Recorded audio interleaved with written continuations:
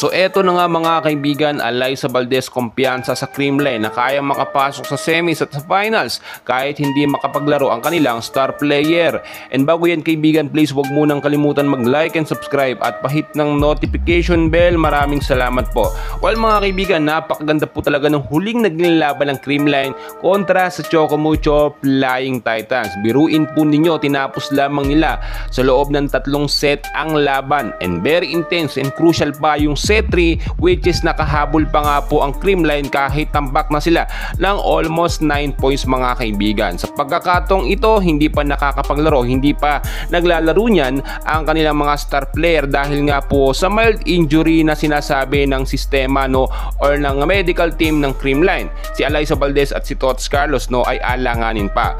Well, kumpiyansa naman si Alyssa Valdez na kayang manalo ng Creamline sa susunod na magiging laban nila mga kaibigan sa Webes kontra sa kupunan ng Sus Thunderbelts mga kaibigan.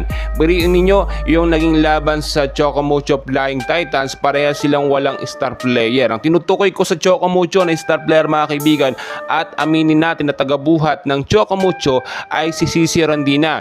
Simula po kasi nung nawala, hindi nakapaglaro si Sisi dito sa Chocomucho, ay nahirapan na ngayon ang Chocomucho sa kanilang mga laban, which is ilang beses na silang nagkaroon ng talo at tila malabo pa silang makapasok sa finals. Samantalang ang Creamline naman, ilang star player po ang hindi nakakapaglaro ngayon.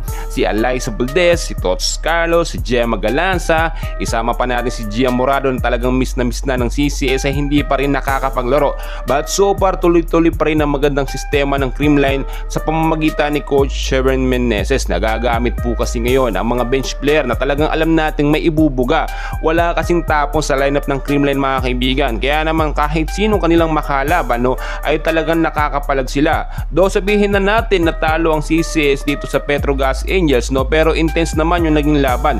Hindi naman basta-basta natalo na lamang sa loob ng 3 set ang Creamline. Talagang nakapalag po ang CCS mga kaibigan.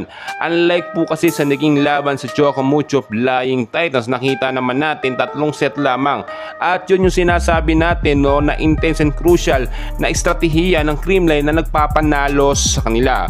Well, alam naman natin dahil nga po nasa second round tayo ng elimination round, kinakailangan pang mas galingan ng Creamline. Nagiging banta po kasi etong Akari at etong Petrogas sa pagkakampiyon po or sa pagpasok ng CCS sa semifinals. At alam naman natin etong si Alyssa Valdez at si Tots Carlos ay nire-reserve po para sa semis at sa finals. Hindi kasi sila pwedeng magamit agad-agad, baka naman na matrigger yung kanilang injury na iniinda mga kaibigan. At alam natin, ito po yung estratehiya na hindi sinasabi ng CCS, kaya binibigyan muna nila ng pagkakataon ngayon ng kanilang mga bench player na hindi nagagamit. Tulad na lang po ni Bea De Leon, ni Bernadette Pons at ang iba pang mga CCS player. Well mga kaibigan, dahil pang kaganapan. So dyan lang kayo, and please huwag kalimutan mag-like and subscribe.